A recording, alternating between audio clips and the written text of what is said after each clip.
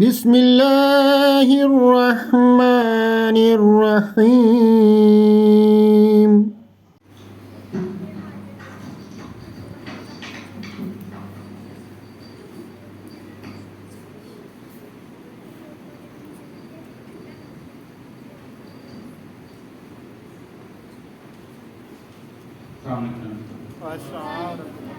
أشهد أن لا إله إلا الله وحده لا شريك له وأشهد أن محمدا عبده ورسوله أما بعد فأعوذ بالله من الشيطان الرجيم بسم الله الرحمن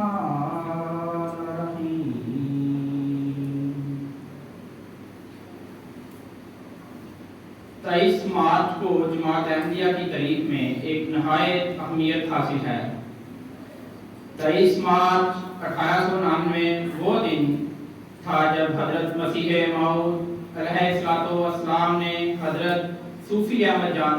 صاحب کے گھر پر پہلی مرتبہ بیعت لی اور یوں جماعت احمدیہ کی بنیاد رکھی۔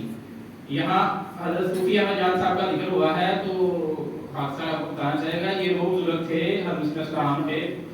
جو بیعت سے پہلے وفات پا گئے تھے،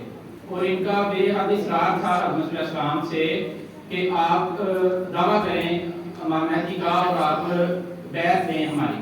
تو حضرت السلام کو فرماتے تھے کہ ابھی وقت نہیں، ابھی اللہ تعالیٰ نے مجھے فرمایا نہیں، اس حوالے سے ابھی حکم نہیں آیا۔ تو ان کا ایک بڑا مشہور شعر بھی ہے جو ہم سب احمدیوں کے رد عام ہوتا ہے: ہم مریضوں کی ہے تمہیں پہ نظر، ہم مریضوں کی ہے تمہیں پہ نظر، مسیحا بنو خدا کے لیے۔ جس کے ذریعے اللہ تعالیٰ جماعت احمدیہ کی بنیاد رکھی، جس کے ذریعے اللہ نے اسلام کی نشت ثانیہ کو مقدر کر رکھا تھا۔ اس سے پہلے اگر کوئی بیعت پر اصرار کرتا تو اس سے کہتے کہ ابھی مجھے حکم نہیں ہوا، چنانچہ بیعت نہ لینے کے متعلق آپ کا ایک فرمان بیعت کے بارے میں اب تک خداوند کریم کی طرف سے کچھ علم نہیں، اس لیے تکلف کی راہ میں قدم رکھنا جائز نہیں۔ 1 دسمبر 1888 کو آپ نے پہلی دفعہ بیعت لینے کے متعلق ایک اشتہار تبلیغ کے نام سے دیا، جس میں خدا کے حکم کے موافق بیعت کا پیغام دیا۔ اس بارے میں اپنے عربی الہام میں درج کیا، فرمایا: میں اس جگہ ایک پیغام میں خلق اللہ عموماً اپنے بھائی مسلمانوں کو خصوصاً پہنچاتا ہوں کہ مجھے حکم دیا گیا ہے کہ جو لوگ حق کے طالب ہیں وہ سچے ایمان اور سچی ایمانی پاکیزگی اور محبت مولا کی راہ سیکھنے کے لیے اور گندی چیز اور قہرانہ اور غدارانہ زندگی کو چھوڑنے کے لیے مجھ سے بیعت کریں۔ اس کے بعد 12 جنوری 1899 کو حضرت مسلم موعود رضی اللہ تعالیٰ عنہ کی پیدائش کے موقع پر ہی ایک اشتہار شائع فرمایا، جس میں 1 دسمبر کے اشتہار کا ذکر فرما کر 10 شرائط بیعت درج فرمائیں۔ حضرت صاحب نے اس اشتہار میں یہ بھی نصیحت فرمائی کہ استخارہ مسنون ہے، بیعت کے لیے حاضر ہوں۔ اس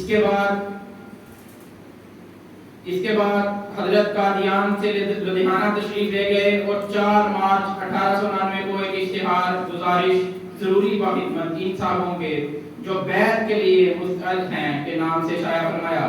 جس میں بیعت کے اغراض و مقاصد بیان فرماتے ہوئے فرمایا کہ 25 مارچ تک آپ لدھیانہ میں ہی مقیم رہیں گے اور جو لوگ بیعت کرنا چاہیں وہ 20 تاریخ کے بعد آ جائیں۔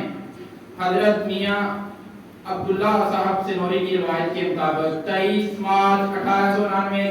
کو حضرت صاحب نے جب پہلی بیعت دی تو ایک کمرے میں بیٹھ گئے اور شیخ حامد علی کو کہہ دیا کہ جسے میں کہتا جاؤں اسے کمرے کے اندر بلاتے جاؤ۔ چنانچہ سب سے پہلے مولوی حضرت حکیم نور الدین صاحب اندر بلوائے اور ان کی بیعت دی۔ اسی طرح باقی افراد کو ایک ایک کر کے اندر بلوا کر بیعت لیتے گئے۔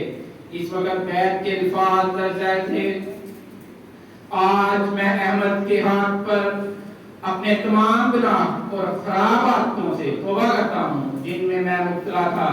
اور سچے دل پکے ارادے سے عہد کرتا ہوں کہ جہاں تک میری طاقت اور سمجھ ہے میں اپنی عمر کے آخری دن تک تمام گناہوں سے بچتا رہوں گا اور دین کو دنیا کے آراموں اور نفس کی لذت پر مقدم رکھوں گا۔ 12 جنوری کی 10 شرائطوں پر حد الوسع کاربند رہوں گا اور اب بھی اپنے گزشتہ گناہوں کی خدا سے معافی چاہتا ہوں۔ استغفر اللہ ربی ظلمت۔ بیعت کے امراض اور مقاصد کو واضح کرتے ہوئے حضرت مسیح موعود علیہ السلام فرماتے ہیں یہ سلسلہ بیعت محض بامراد فرامی طائف متقین یعنی تقوی شعار لوگوں کی جماعت کے جمع کرنے کے لیے ہے تا ایسے مفتیوں کا ایک بھاری گروہ دنیا پر اپنا نیک اثر ڈالے اور ان کا اتفاق اسلام کے لیے برکت و عظمت و نتائج و خیر کا موجب ہو اور وہ برکت و کلمات واحد پر متفق ہونے کے اسلام کی پاک و مقدس خدمات میں جلد کام آ سکیں۔ ایک کاہل اور فقیر و بے مصرف نہ ہو اور نہ ان نالائق لوگوں کی طرح جنہوں نے اپنے تفرقہ نا اتفاقیوں کی وجہ سے اسلام کو سخت نقصان پہنچایا اور اس کے خوبصورت چہرے کو اپنی فاسقانہ ہاتھوں سے داغ لگایا، اور نہ ایسے غافل درویشوں گوشہ گزینوں کی طرح جن کو دینی ضرورتوں کی کچھ خبر نہیں اور اپنے بھائیوں کی ہمدردی سے کچھ غرض نہیں اور بنیادوں کی بھلائی کے لیے جوش نہیں، بلکہ وہ ایسی قوموں کے ہمدرد ہوں گے غریبوں کی پناہ ہوں۔ آقا و مولا حضرت محمد مصطفیٰ صلی اللہ علیہ وآلہ وسلم حسن جائیں، یتیم کے لیے بطور باپ بن جائیں اور دینی کاموں کو انجام دینے کے لیے عاشق زار کی طرح فدا ہونے کو تیار ہوں، اور تمام تر کوششیں اس بات کے لیے کریں کہ ان کے عام برکات دنیا میں پھیلیں اور محبت الہی اور ہمدردی بندگان خدا کا پاک چشمہ ہر یک دل سے نکل کرے، ایک جگہ اکٹھے ہو کر ایک دریا کی صورت میں بہتا ہوا نظر آئے۔ اس اولاد مقاصد کے بعد آپ علیہ السلام نے اس اختیار میں ایک نہایت عظیم شان پیشگوئی فرمائی۔ سو یہ گروہ اس کا ایک خالص گروہ ہوگا اور وہ انہیں آپ اپنی روح سے قوت دے گا اور انہیں گندی زیز سے صاف کرے گا اور ان کی زندگی میں ایک پاک تبدیلی بخشے گا۔ وہ جیسا کہ اس نے پاک پیشن گوئی میں وعدہ فرمایا اس گروہ کو بہت بڑھائے گا اور ہزارہ ساتھین کو اس میں داخل کرے گا۔ وہ خود اس کی آباشی کرے گا اور اس کو نشو و نما دے گا یہاں تک کہ ان کی کثرت اور برکت نظروں میں عجیب ہو جائے گی، اور وہ اس چراغ کی طرح جو اونچی جگہ رکھا جاتا ہے دنیا کی چاروں طرف اپنی روشنی کو پھیلائے گا اور دینی برکات کے لیے بطور نمونہ کے ٹھہریں گے۔ وہ اس سلسلے کا کامل متبعین کو ہر یک قسم کی برکت میں دوسرے سلسلے والے پر غلبہ دے گا، اور ہمیشہ قیامت تک ان میں سے ایسے لوگ پیدا ہوتے رہیں گے جن کو قبولیت نصرت دی جائے گی۔ اس رب جلیل نے یہی چاہا، وہ قادر جو چاہتا ہے کرتا ہے، ہر یک طاقت قدرت اسی کو ہے۔ چنانچہ آج جماعت احمدیہ کی بنیاد پڑے اور اس پیشن گوئی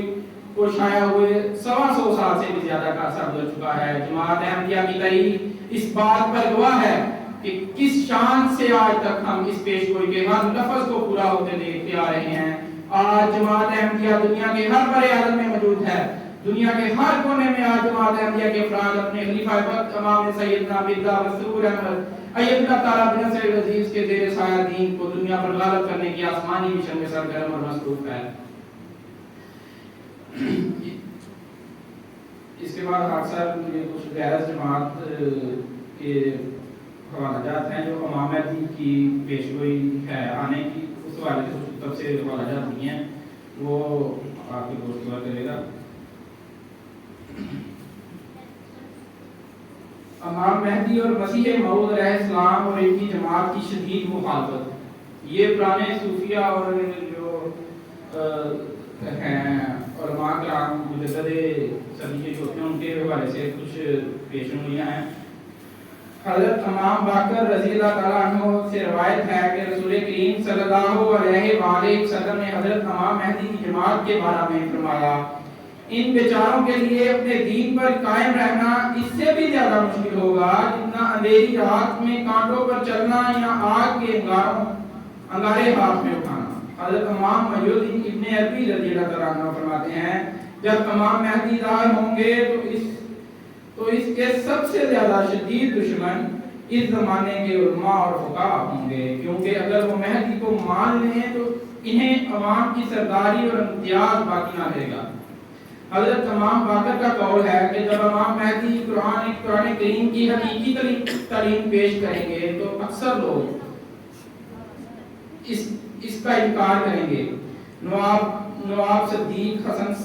خان صاحب فرماتے ہیں جب امام مہدی سنت کو زندہ کرنے کے لیے، بدعت کو مٹانے کے لیے جدوجہد کریں گے تو علماء اور فقہاء اور مشران اباب کی تنقید کے عادی ہوں گے، کہیں گے کہ یہ شخص ہمارے دین مذہب کو برباد کرنے والا ہے، اور مخالفت میں اٹھ کھڑے ہوں گے اور اپنی عادت کے مطابق اسے گمراہ اور کافر ٹھہرائیں گے۔ اس کے علاوہ آج کل کی جتنا بھی جدید دور ہے، یہ چند دن پہلے ہی اللہ تعالیٰ کی فضل سے آپ سے چاہتے ہیں کہ ہم نے یہ ڈیجیٹل یہ لگایا تو یہ سلسلہ میں دعا کرائی، بات چل رہی تھی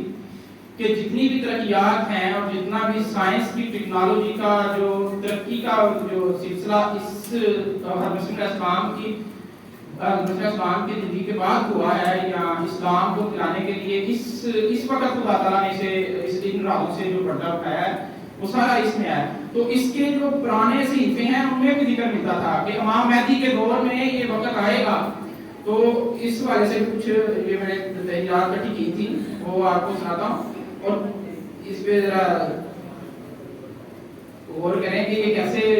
ایجادات ہیں جو آج سے پرانے صحیفوں میں جو موجود تھیں اور آج اللہ تعالیٰ کے فضل سے ہم ان چیزوں کو دیکھ رہے ہیں اور ہماری زندگی میں یہ اللہ تعالیٰ نے ہمیں دکھایا پوری ہوئی ہے۔ امام مہدی کے متعلق پرانے صحیفوں میں بیان فرمودہ پیشگوئیاں علامت میں سے ایک علامت کا تعلق سیٹلائٹ اور ڈش انٹینا کی ایجاد اور ان کے ذریعے نشر ہونے والی جماعت احمدیہ کے پروگرام بھی ہیں۔ چنانچہ بزرگان امت کی پیشگوئی میں یہ ذکر ہے کہ امام مہدی ایک منادی ایک مقام سے خطاب کرے گا اور تمام دنیا اسے دیکھنا اور دیکھا اور سنا جائے گا۔ اب حضرت علی رضی اللہ تعالیٰ عنہ نے فرمایا جب امام مہدی آئے گا تو اللہ تعالیٰ اس کے لیے اہل مشرق اور مغرب کو اکٹھا کر دے گا۔ حضرت شاہ رفیع الدین رحمہ اللہ تعالیٰ فرماتے ہیں بیعت کے وقت آسمان سے ان الفاظ میں آواز آئے گی ھذا خلیفۃ اللہ مہدی فاستبیعوا اللہ واتیعوا،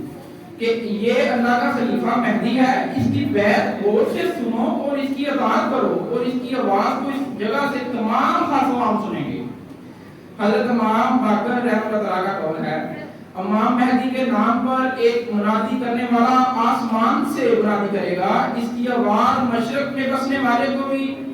پہنچے گی اور مغرب میں رہنے والے کو بھی پہنچے گی، یہاں تک کہ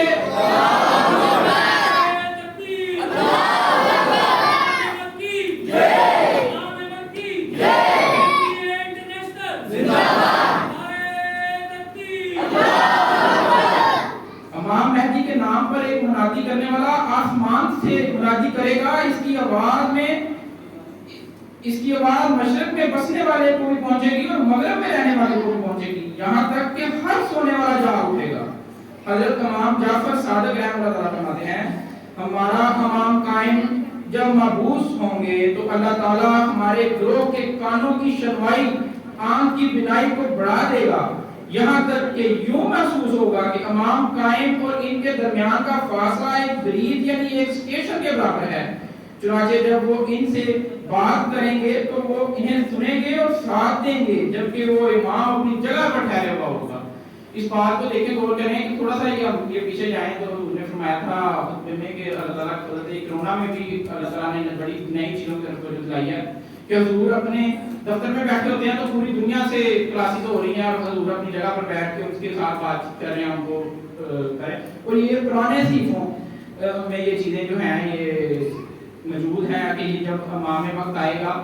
تو کیسے یہ لوگ ہوگا، کیسا دور ہوگا، تو اس وقت کے لوگ یقیناً یہ چیز سوچتے ہوں گے کہ ایسا بھی ہو سکتا ہے جیسے رسول اللہ صلی اللہ علیہ وسلم کی حدیث ہے کہ جب آخری وقت ہوگا امام مہدی جب تشریف لائیں گے تو اس وقت اونٹنیاں جو ہیں وہ بیکار گند ہو جائیں گی، اونٹ بیکار ہو جائیں گے، 9 माह की गब्बर ऊँटियाँ जो सहराओं में छोड़ दी जाएंगी। ऐसे वाक़यात उस वक्त के सहाबा जो थे वो सोच के हैरान हो जाते थे कि ये चीज़ भी ज़ाया हो सकती है जो इंसान के इतने काम की चीज़ है, जिसने इंसान जिसके बगैर सफ़र नहीं कर सकता, बोझ नहीं उठा के ले जा सकता। तो उस वक्त अल्लाह ताला ने इस को दिखाया और आज हम इस चीज़ को देखते हैं, वो पेशगोइयाँ आज पूरी हो रही है। हादसा ने अपनी आंखों से ये वक्त देखा है अरब के सहराओं में कि ऊँटियाँ बेकार फिर रही हैं और बच्चे तरह कह रही है कोई पास नहीं उनके खड़ा, वो तरह से तुरला रही है कि उनका मालक आए और वो उसको थोड़ी हेल्प करे। मैंने एक दफा एक वाक़या ऐसा ही मेरे साथ हुआ, मैं जा रहा था तो मैंने देखा तो ऊँटी सेरा में अकेली खड़ी है, 1-2 ऊँट खड़े हैं सवार। वो उस वक्त मुझे याद आया कि ये पेशगोई थी रसूल सल्लल्लाहु की कि महमद आएगा तो ये ऊँट बेकार हो जाएंगे। ऐसे बेशुमार वाक़यात हैं कि ये चीज़ें जो है हम रोज़मर्रा की ज़िंदगी में भी देख सकते हैं। अब ये पेशगोइयाँ जो आज मैंने आपको अर्जेंटीना के हवाले से बताई हैं या आज जो इंटरनेट का दौर है, इस हवाले से मैं आज सबसे गुजारिश करता हूँ, ये जुमेरात जो खुतबा में उन्होंने फरमाया है कि अल फजल का जो इजरा किया है रोज़ाना अल फजल खाया करे कि वो उसको सब्सक्राइब करना है सब दोस्तों ने। तो हुजूर की तरफ से ये जो है वो हुक्म आया है, तो इसको इग्नोर ना करें। जो भी दोस्त मोबाइल यूज़ करते हैं वो कोशिश करें कि उस चैनल को सब्सक्राइब करें और जिनको नहीं समझ लगती इंशाअल्लाह से कामयाबिया से वो अपने जो हैं माँ से कायद मजलिस से रब्ता करें और उसको फ़र्ज समझते हुए उस चीज़ को फॉलो करें। इसके बाद मैं एक और पेशवे सुना देता हूँ।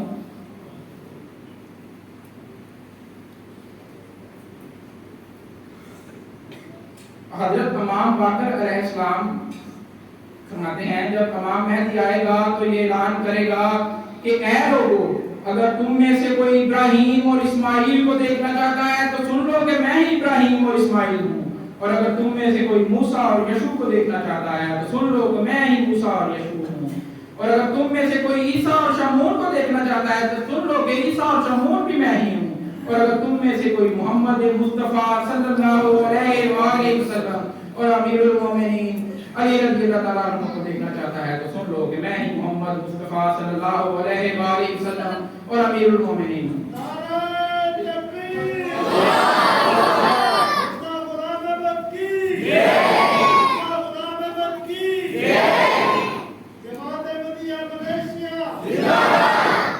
इस हवाले से इमाम बाकर अलैहिस्सलाम ने जो फरमाया है तो मुझे खलीफातुल मसीह अव्वल का एक वाक़या याद आ गया। हुजूर अपने वक़्त के बड़े पाए के बहुत चोटी के आलम थे। हर मैदान में खलीफातुल मसीह अव्वल जो थे वो अल्लाह ताला ने इनको बहुत लिहाज से बड़ा कमाल बख्शा था, कुरान के इल्म में भी और हिकमत में भी। तो लोग जो थे इनके बहुत ज़्यादा मरीब थे, लोग इनके बड़ा ही इनके साथ एक तल्लुक़ था। तो किसी दोस्त ने हजूर से पूछा खलीफातुल मसीह अव्वल से कि हुजूर आपने मिर्ज़ा साहब की बैत करके क्या पाया है? तो आपका जवाब सुन के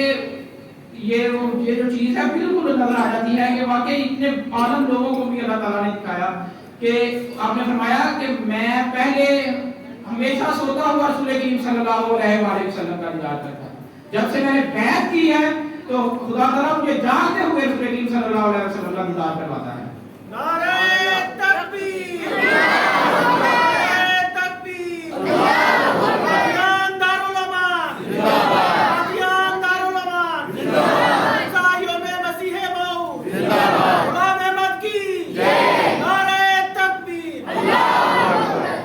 वाक़या तो बेशुमार है, मैं एक दो वाक़या सुना के फिर खत्म करता हूँ और अपने दोस्तों को टाइम देना। मैं अब ये जो बैत सहाबा है मेरे सहाबा ने की थी, उस बैत के हवाले से कुछ एक दो सहाबा की जो जिंदगियों पर असर पड़ा और जो चेंज हुई उनकी जिंदगियां बैत के बाद, उनकी कबूलियत दुआ और लिल्लाह का जो उनके साथ अल्लाह ताला का जो राब्ता उनके साथ हुआ बैत के बाद, मुझे एक दो वाक़या सुनाकर फिर अपनी तकरीर को खत्म करता हूँ। हज़रत सेठ शेख हसन साहब फरमाते हैं, सेठ साहब ने कबूल अहमदियत के बाद मौलाना मीर मोहम्मद सईद साहब से दरियाफ्त किया कि अब हम क्या करें। मीर साहब ने फरमाया कि 5 वक्त नमाज बाजमात अदा करें, कुरान मजीद पढ़ें, तहज्जुद अदा करें और खुदा ताला की मखलूक से भलाई करें। سیٹھ صاحب بیان کرتے ہیں کہ پہلے مجھے نماز کی عادت نہ تھی اور نہ ہی تہجد، اور قرآن سے شناسا نہ تھا۔ کوشش سے تہجد بھی باقاعدہ ہو گئی۔ اللہ تعالیٰ کے فضل سے نماز میں ایک ذوق اور شوق حاصل ہو گیا۔ کئی دن بعد ایک روز تہجد سے فارغ ہوا تو میری زبان پر بار بار اللہ تجھے لوگوں سے بچائے گا، اللہ تجھے لوگوں سے بچائے گا کے الفاظ جاری ہوئے اور زبان انہیں بار بار دہرانے لگی، اور خود بخود ہی گریا و بکا شروع ہو گیا۔ میری اہلیہ پیران سائیں بی بی نے رونے کا سبب دریافت کیا تو میں نے یہ بات کہہ سنائی، لیکن عربی نہ انہیں آتی تھی نہ مجھے۔ بعد میں سیٹھ صاحب پر مصائب کی تیز آندیاں چلی، مخالفت میں سرگرم رہے، لیکن اللہ تعالیٰ نے آپ کو تمام شرور آفتوں سے اپنی حفظ و امان میں رکھا اور آپ کو الہامات و کشوف سے نوازا۔ ایک دفعہ روایا میں اللہ تعالیٰ نے آپ کو بہت دودھ پلایا جس کا مزہ منہ میں بیدار ہونے پر بھی موجود تھا، سو اس کے مطابق اللہ تعالیٰ کی طرف سے آپ کو ایمان و عرفان سے وافر حصہ عطا ہوا۔ حضرت مولانا محمد حسین رضی اللہ تعالیٰ عنہ کا ایک واقعہ ہے۔ ایک دن ہم جہاز میں کام کر رہے تھے کہ حکم آیا کہ یہ جہاز میں کام کرنے والے بغداد بھیج دیے جائیں گے، اس لیے سب کام کرنے والے اپنا سامان جہاز میں ہی میں لے آئیں، کیونکہ اس وقت بڑی ہی سخت جنگ ہو رہی تھی۔ میرے 10 ساتھیوں نے یہ سنتے ہی رونا شروع کر دیا، مگر میں نے نوافل پڑھنا شروع کر دیے۔ جہاز کی روانگی کے دو مرتبہ وصل ہو چکے تھے۔ جہاز کی روانگی میں صرف 2 منٹ باقی تھے۔ جنرل صاحب کی طرف سے فون آیا کہ میرے معائنے کے بغیر جہاز روانہ نہ کیا جائے۔ چنانچہ جنرل صاحب وہاں پہنچے اور بعد میں معائنہ جہاز کی روانگی کا حکم دیا۔ پھر جب اچانک ہم لوگوں پر نظر پڑی تو جہاز کے کیپٹن سے دریافت کیا یہ فکر کنارے کے ہیں یا پانی کے؟ اس نے جواب دیا حضور کنارے کے۔ جنرل صاحب نے کہا نہیں یہ نہیں جائیں گے، صرف پانی کے فکر حملہ لے جاؤ، اور ہمیں جنرل صاحب نے جہاز سے باہر نکال آنے کا حکم دیا۔ بعد پانی کے فکر آگے اور جہاز روانہ ہو گیا۔ رات 2 بجے کے قریب اطلاع آئی کہ دشمن نے جہاز کو غرق کر دیا ہے، ایک آدمی بھی زندہ نہیں بچ سکا۔ ہمیں خدا تعالیٰ کا شکر ادا کیا کہ ہماری زندگی ابھی باقی تھی۔ جزاکم اللہ۔ اللہ تعالیٰ جو دعائیں حضرت مسیح علیہ السلام نے اپنی جماعت کے لیے کی ہیں، اللہ تعالیٰ ہمیں ان کا ہمیشہ وارث بنائے۔ واقعہ تو بہت سارے ہیں، کوشش کیا کریں دوست سے آپ خود بھی جو ہے ان کا مطالعہ کیا کریں۔ السلام علیکم ورحمۃ اللہ وبرکاتہ۔ بسم اللہ الرحمن الرحیم۔